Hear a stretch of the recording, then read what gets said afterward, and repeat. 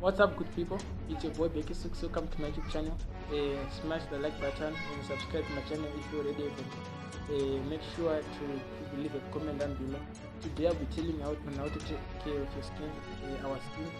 Skin is a very important part of our body and it makes us look beautiful, and then it is also a very important organ and one of the vital organs of our body. So it's very good for us to know how to take care of it. First is the skin is the outer layer of the human body, basically this, which covers the whole body. It is like a sac which covers everything. It is made up of dead skin cells which are put to the surface by newer ones. You see, so the skin is generally some dead skin cells which are put to the surface by new ones, and then they harden on top to form the skin. It is also made of the substance called chemocytes or keratinocytes. I think, I don't really know, you can go and check, but I think it's somewhere around those lines. So that is what the skin is made of. It is basically some dead cells which are put. So you see, nothing is really useless. Even some dead cells can prove important in our bodies. As I said earlier, the skin is one of the important body parts of our body. It is vital to our health, and it may seem unimportant because it is large and it is found in and it also take advantage of it, and we take it for granted. But it is also very important to our body. So that brings me to the next section of the video, which are the functions of the skin. The skin has got an endless functions, but I'll just be summarizing you, telling you the basic ones or the important ones, which are: first, the skin is used for controlling or regulating body heat and body temperatures. So when that is why you see when it is cold, your body has goosebumps, or those it will be trying to cover up the pores so that no heat leaves the body through the pores, and then your body generates it and it doesn't leave the body. And then when it is cold, that is why we sweat. It is because of the skin, which has its own cooling system, and the sweat cools the body. So as you see that, so the skin is very important. It regulates body temperature, and then the skin is also waterproof, which means that it prevents body fluids from coming outside. Body fluids like our saliva, our blood, mucus, and all the other body fluids in our body. It prevents them from coming out, and it also prevents other body fluids from going inside. So it is very important, guys. So we better learn how to take care of our skin. And then the next is it protects the inner organs. All the organs, our teeth, our tongues, our hearts, our lungs, our kidneys, our intestines, our everything is protected by the skin. It is like a sac which covers everything in there, and then it protects us. It protects the inner organs again from bad weather. The skin is the one which takes everything. When it is sun, the skin absorbs. It is the one which takes the heat, and when it is cold, the skin is the one which also takes the cold, not the inner parts of our body. And then the skin is also the one which faces the other body, the other weather temperatures. So it is very important. And then there is it release or excretes toxic alien bodies. So if in our body there's an alien body or a toxic substance, or which is something which is generally dangerous to us, the skin then excretes that thing through sweat most of the times. So that is why sweat sometimes tastes oily and stuff, tastes salt and stuff, because it also excretes excess salts and then some toxic substance. So you see, it is also a form of a defense system in our body. The skin, it prevents the weather from harming our inner organs, and it also prevents. It also excretes some toxic stuff. So it is very important. And then next, there is it holds the body together like a giant sack. Without the skin, our body parts will be generally falling off. Like the skin is like a one what holds us together along with the muscles. So it is very important. One thing about skin is also that it comes in a variety of colors or variety of tones and shades. depending on the area and on many things. That is why there are black people, but there's no one who's really black. Is brown. If you ask me, chocolate brown. White people, then some brown people. That is why we have all these colors of people out there, which are very unique and beautiful in their own way. There is no need for racism. The skin is different because of some reason. Maybe the main reason that our skins are probably different is that our different produce different kinds of and amounts of melanin, which is used in the formation of skin. This substance is called melanin. So our body produces it in different quantities, in different types, in different concentrations, which makes our tone skins differ from one another. There's no one who is really the same skin tone with others. And then also it is also hereditary, meaning that if your father is light skinned or your mother is dark skinned, you have you'll be somewhere in between. So there is no way that you are going to be same as others. So there is no need to be racist against others. There's also enzymes. The body has different enzymes, and then which are also involved in the formation of the skin. So if they get both, they are different. We also come out with different skins, and then also there's the climate. As you noticed, some people people tend to live in hot areas or areas with warm weather tend to have darker skin like me, like in Africa and some of the islands surrounding Africa.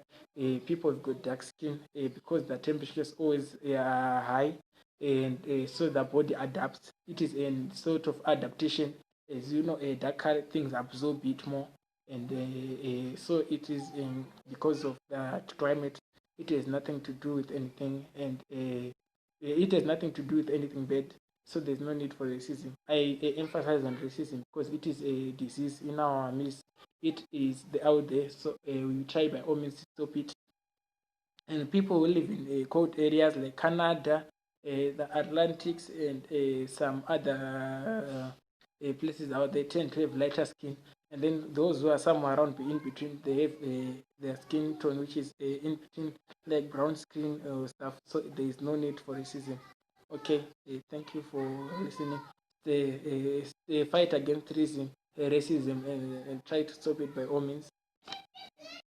Having said all that, we now come to the important part of the video, which is why I made this video.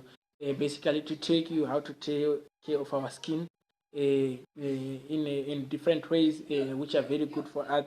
For us, I say that, which are very good for us. Let's get in there. So please, before I get in, please subscribe and share my videos.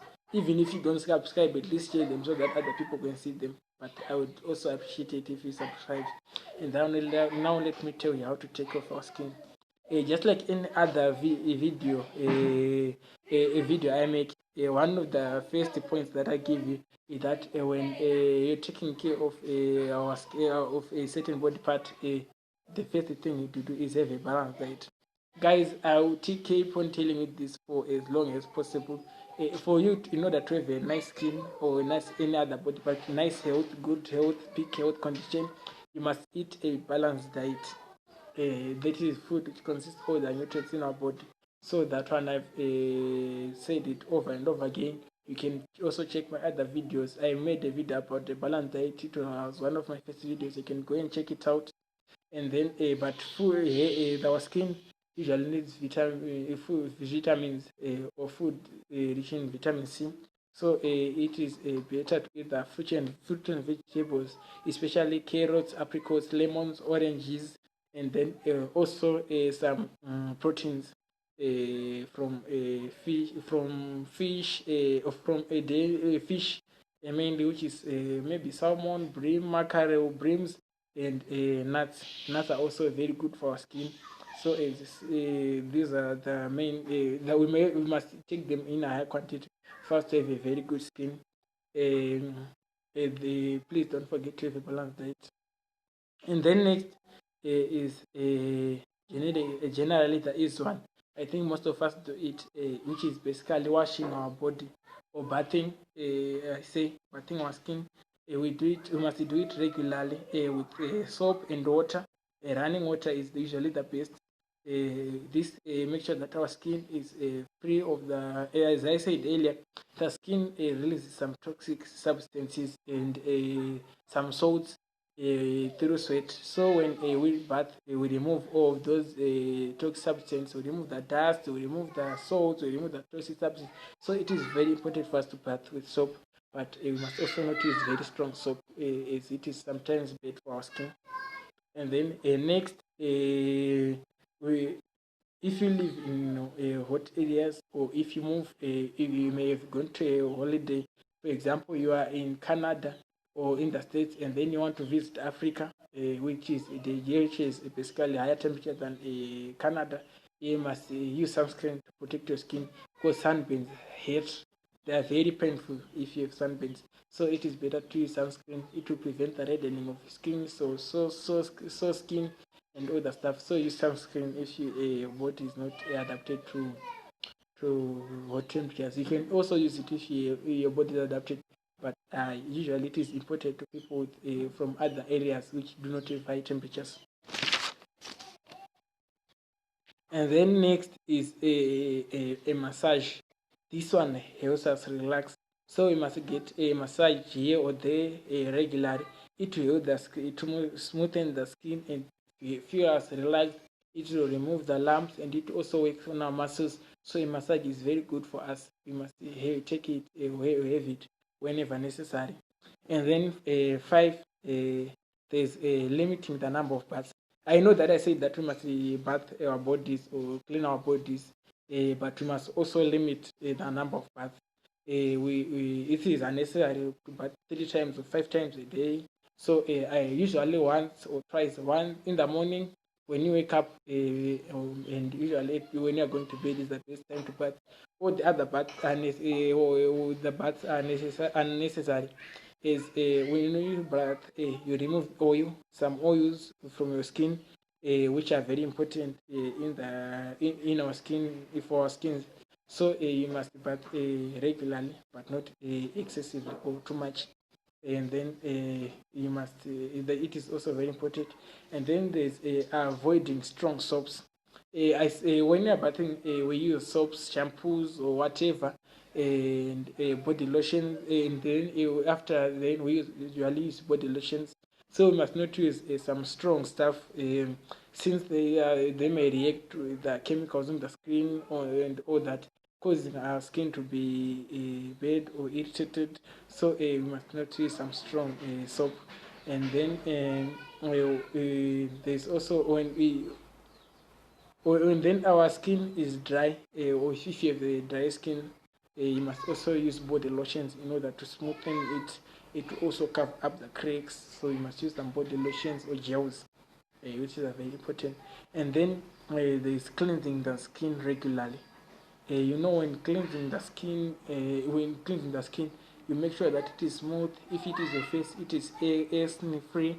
It doesn't have all those pimples or those lumps or those, and then it is smooth, like mine. I don't know. I have pimples. I'm just joking. But make sure that you cleanse it regularly. When cleansing your skin, you have to make sure that you have to use natural products. I recommend natural products than man-made, because man-made usually have some preservatives, some chemicals which may react to the skin, causing us to which usually harm the skin. So I prefer natural. To go natural when cleansing. We using things like honey, lemons, avocado, raw potatoes, tomato juice, milk mixed with honey. You know all the stuff. You can ask the ladies, especially they know it.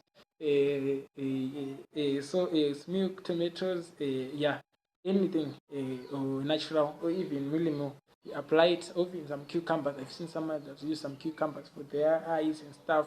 Yeah, it is very good. It can cover your face with everything.